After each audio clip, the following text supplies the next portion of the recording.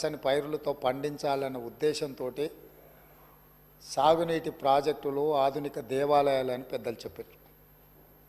అదేవిధంగా తెలంగాణ ప్రజలు ఈ ప్రాంత వలసలు ఈ ప్రాంతంలో ఉన్న పరిస్థితులను పాలకుల యొక్క నిర్లక్ష్యాన్ని దృష్టిలో పెట్టుకొని నీళ్ల కోసం నిప్పులు చెరిగే విధంగా తెలంగాణ సమాజం అంతా కొట్లాడింది.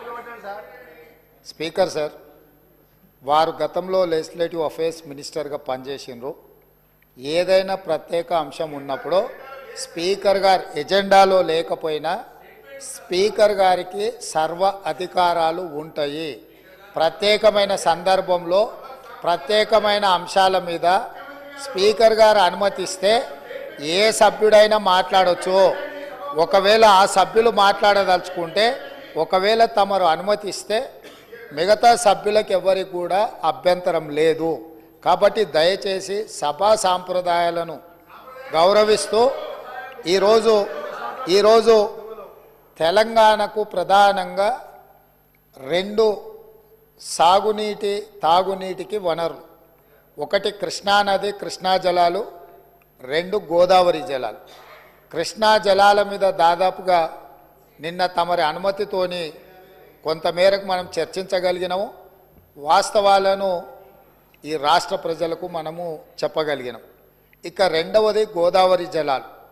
గోదావరి జలాల మీద మీకు తెలుసు, ఆనాడు తమరు మంత్రిగా ఉన్నప్పుడే డాక్టర్ వైఎస్ రాజశేఖర రెడ్డి గారు, ఆనాడు పెద్దలు దేవేందర్ గౌడ్ గారు ఆదిలాబాద్ నుంచి చేవెళ్ళ వరకు పాదయాత్ర చేసి తెలంగాణ ప్రాంతాన్ని సస్యశ్యామలం చెయ్యాలి అని అంటే ప్రాణహిత చేవెళ్ళ నిర్మించాలి అని చెప్పి వారు పాదయాత్ర చేపట్టడం జరిగింది. ఆనాటి ప్రభుత్వం ఈ ప్రాంత ప్రజల యొక్క ఆలోచనను దృష్టిలో పెట్టుకొని ప్రాణహిత చేవెళ్ళ ప్రాజెక్టును ఆ రోజు ప్రారంభించడం జరిగింది. ఆ రోజు దాదాపుగా మొదట 12 లక్షల ఎకరాలు అనుకొని తర్వాత 14 లక్షల పైచిలకు ఎకరాలతోని 38,500 కోట్ల రూపాయలతో 2008లో టెండర్ పిలవడం జరిగింది. పనులు ప్రారంభమైనాయి. అదేవిధంగా ప్రాణహిత చేవెళ్లకు డాక్టర్ బాబాసాహెబ్ అంబేద్కర్ గారి పేరు పెద్దలు వెంకటస్వామి గారి సూచనతో ఆ రోజు వారు విజ్ఞప్తి చేస్తే ఆనాడు ప్రాణహిత చేవెళ్ల పేరు డాక్టర్ బాబాసాహెబ్ అంబేద్కర్ గారి పేరు జోడించి పెద్దలు వెంకటస్వామి గారి సూచన మేరకు ఆ ప్రాజెక్టును పనులు ప్రారంభించారు. తెలంగాణ రాష్ట్రం వచ్చే వరకు ప్రాణహిత చేవెళ్ల పనులు ప్రారంభించి చేవెళ్లలో మీకు తెలుసు 1,000 కోట్ల రూపాయల పనులు జరిగినాయి. ప్రభుత్వం వచ్చిన తెలంగాణ రాష్ట్రం వచ్చి ప్రభుత్వం మారినాక కొంతకాలానికి అధికారంలో ఉన్న వాళ్లకు రీడిజైనింగ్ అనే ఒక బ్రహ్మ పదార్థాన్ని కనిపెట్టారు. ఆ బ్రహ్మ పదార్థంతోనే తుమ్మిడిహెట్టి దగ్గర నిర్మించాల్సిన ప్రాజెక్టును వివిధ మార్పులకు చేర్పులకు దారితీసి చివరికి మేడిగడ్డ, అన్నారము, సుందిల్ల ఇక్కడ బ్యారేజీలు కట్టి మేడిగడ్డ నుంచి లిఫ్ట్ చేసి అన్నారంలో పోస్తాం, అన్నారంలో నుంచి లిఫ్ట్ చేసి సుందిల్లలో పోస్తాం, సుందిల్లలో నుంచి నీళ్లు లిఫ్ట్ చేసి మిడ్మానేర్లో పోస్తాం, అక్కడి నుంచి మిగతా ప్రాంతాలకు నీటిని తరలిస్తామని చెప్పి ప్రాజెక్టు రీడిజైనింగ్ అని ఒక బ్రహ్మ పదార్థాన్ని కనిపెట్టి 38,500 కోట్ల రూపాయల అంచనాతో ప్రారంభమైన ఈ పనులను 1,47,000 కోట్ల రూపాయలకు పెంచింది అధ్యక్ష. అది కూడా పూర్తి డీటెయిల్ ప్రాజెక్ట్ రిపోర్ట్ ఉందంటే అది కూడా లేదు. ఇప్పటికీ 1,47,000 కోట్ల రూపాయలకు చేరింది. అది ఇంకా భవిష్యత్తులో పూర్తి చేయాలంటే 2.5 లక్షల కోట్లు అయిద్దా ఎంత అయితే ఇంతవరకు అంచనాలు వేయడానికి కూడా సాహసం చేసే పరిస్థితి లేదు. సరే, అంచనాలు ఎట్లా పెంచిండ్రు, ప్రాజెక్టు రీడిజైనింగ్ ఎట్లా చేసిండ్రు, సాంకేతికపరమైన అంశాలేంది, సాంకేతిక నిపుణులు ఇచ్చిన ప్రాజెక్టు డిజైన్ ఏంది, దాని తర్వాత జరిగిన నిర్మాణం ఏంది, నిర్మాణం తర్వాత జరిగిన నిర్వహణ ఏంది, ఇవన్నీ ఒక్కెత్తైతే ఈరోజు మేడిగడ్డ బ్యారేజ్ అనేది కుంగిపోయింది అధ్యక్ష. కుంగిపోయినప్పుడు గతంలో ఉన్న ప్రభుత్వం ఏం చెప్పింది, బ్యారేజ్ కింద ఇసుక కదిలింది, ఇసుక కదిలితే ప్రాజెక్టు కుంగింది అని చెప్పిండ్రు అధ్యక్ష. నేను తమరి ద్వారా అడుగుతున్న అధ్యక్ష, ఇసుకలో పీక మేడలు కట్టిండ్రు అధ్యక్ష. ఇసుక కదిలేటట్ల ప్రాజెక్టు బ్యారేజు కట్టి వేల కోట్ల రూపాయలు ఖర్చు పెట్టి ఈరోజు అది కుంగిపోయితే చుట్టూత పోలీసు పహారాలు, వాఘా బార్డర్లో కూడా అంత పోలీసు పహారాలు లేవు. అంటే భారత్ పాకిస్తాన్ సరిహద్దులో వాఘా బార్డర్ ఉంటుంది. అంటే పాకిస్తాన్లోకి వెళ్ళాలి అని అంటే అక్కడ మొత్తం శత్రు దుర్భేద్య విధంగా పహారాలు కాస్తుంటారు పోలీసులు, అక్కడ ఉండే ఆర్మీ. అంతకంటే ఈ మేడిగడ్డ ప్రాంతంలో పిట్ట కూడా ఎగరడానికి వీలు లేకుండా ఆనాటి ప్రభుత్వం ఆ కుంగిన బ్యారేజ్ను ఎవరిని చూడకుండా దాన్ని దాచిపెట్టినరు. దాంతో కేంద్ర ప్రభుత్వం దీనికి సంబంధించి ఫిర్యాదులు అందిన నేపథ్యంలో నేషనల్ డ్యామ్ సేఫ్ అథారిటీ అధికారులను పంపించి ప్రాథమికంగా ఆ ప్రాజెక్ట్ ఏం జరిగిందో చూసి ఒక నివేదిక ఇచ్చిండ్రు. ఆ కేంద్ర ప్రభుత్వం నుంచి ఇచ్చిన సాంకేతిక నిపుణులు ఇచ్చిన నివేదికను కూడా గత ప్రభుత్వం తప్పుపట్టింది. ఆ తర్వాత కాంగ్రెస్ అధికారంలోకి వచ్చిన తర్వాత అక్కడ జరుగుతున్న పరిణామాల నేపథ్యంలో కొంతమంది అధికారులు ఆఫీసుల నుంచి ఫైల్స్ మాయం చేసిందని టీవీలలో పేపర్లలో పెద్ద ఎత్తున వచ్చింది. తక్షణమే ప్రభుత్వం తేరుకొని విజిలెన్స్ అండ్ ఎన్ఫోర్స్మెంట్ అధికారులను మీరు ఆ ఫైళ్ళు మాయమైన ఏమి మాయమైనాయి, ఎవరు మాయం చేసిండ్రు, అదేవిధంగా మేడిగడ్డ అన్నారం ప్రాజెక్టులలో జరిగిన అవకతవకల మీద మీరు ఒక నివేదిక తయారు చేయండి అని చెప్పి ప్రభుత్వం ఆదేశాలు ఇవ్వడం జరిగింది. సాగునీటి పారుదల శాఖ మంత్రి ఉత్తమ్ కుమార్ రెడ్డి గారు సూచన మేరకు ఈ ఆదేశాలు ఇచ్చినాం. వాళ్ళు పూర్తి స్థాయిలో వీటన్నిటిని పరిశీలించి ప్రాథమికంగా ఒక నివేదిక ఇచ్చారు. అందులో తీసుకున్న నిర్ణయాలు కానీ, లోపభూయిష్టమైన నిర్మాణాలు కానీ, నిర్వహణలో జరిగిన నిర్లక్ష్యానికి సంబంధించిన చాలా విషయాలను వాళ్ళు నివేదిక ఇచ్చిండ్రు.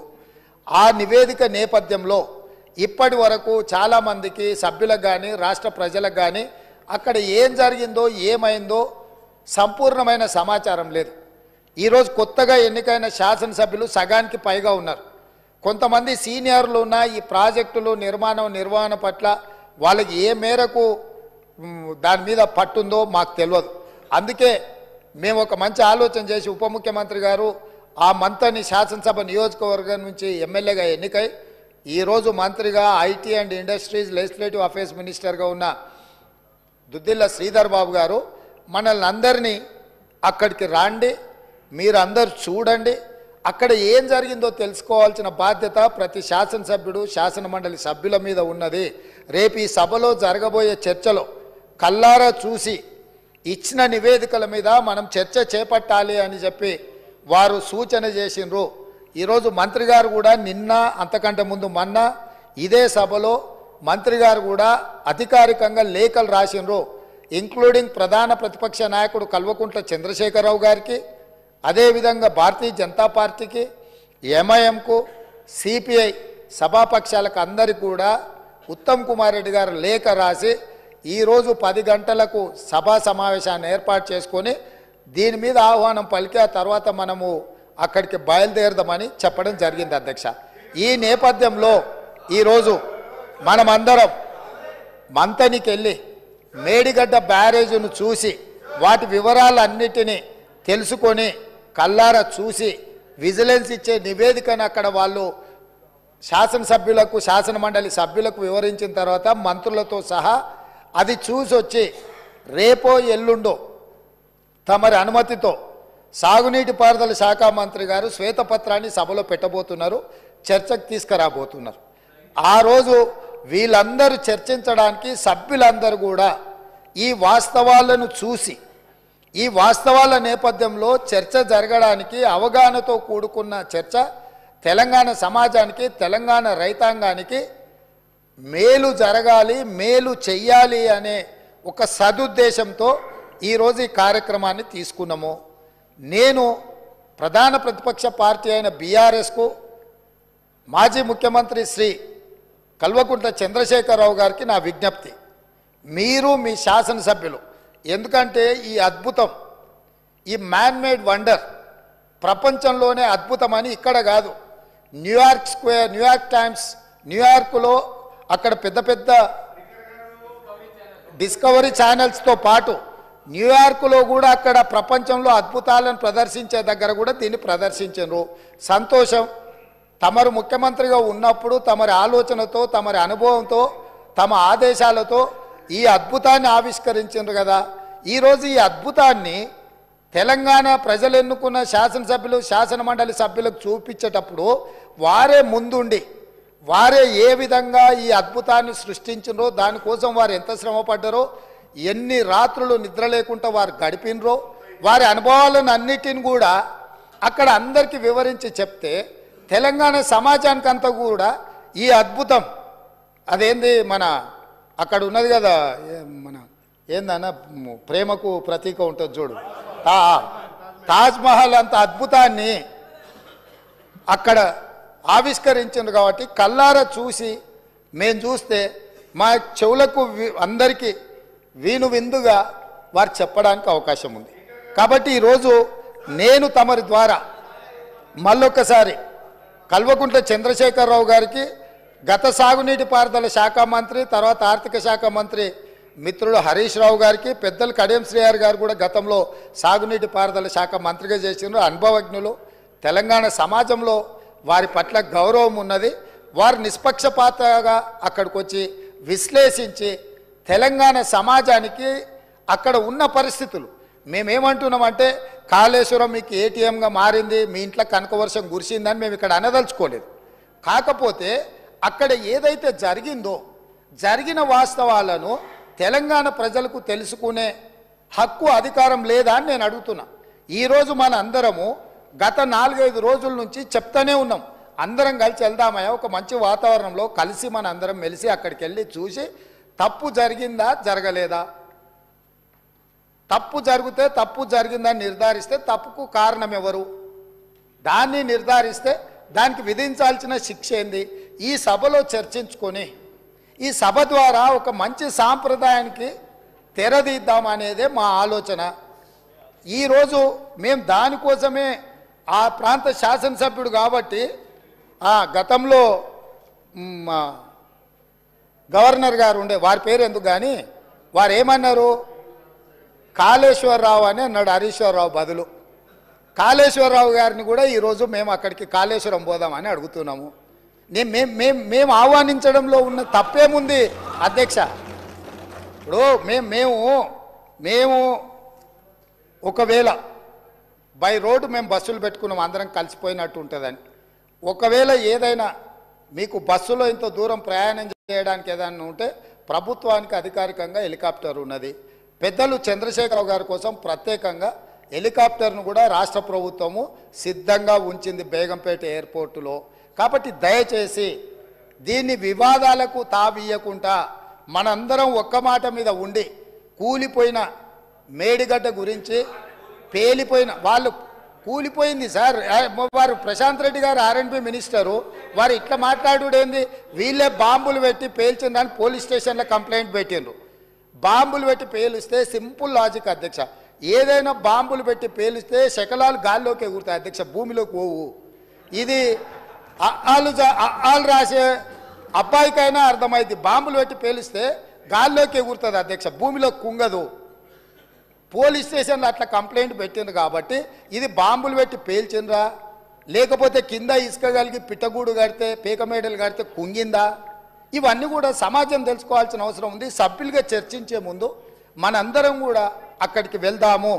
కాబట్టి దయచేసి సభాపక్ష నాయకుడుగా ప్రధాన ప్రతిపక్ష నాయకుడు శ్రీ చంద్రశేఖరరావు గారిని, అదేవిధంగా మాజీ సాగునీటి పారుదల ఆర్థిక శాఖ, ఎందుకంటే అన్ని నిధులు విడుదల చేసింది వారే కాబట్టి హరీష్ రావు గారిని, మా పెద్దలు కడియం శ్రీహరి గారికి ఈ తెలంగాణ సమాజం పట్ల ఈ సమస్యల పట్ల సాగునీటి ప్రాజెక్టుల పట్ల వారికి ఒక అవగాహన ఉన్నది.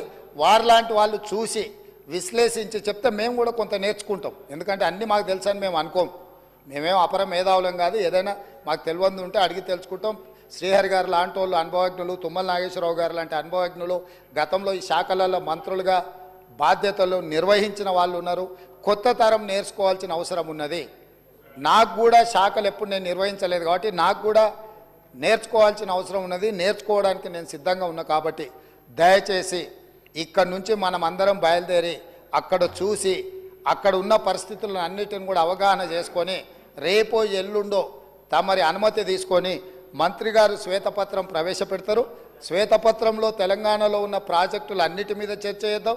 అదేవిధంగా కాళేశ్వరరావు గారి మీద వీటి మీద చర్చ చేద్దాం.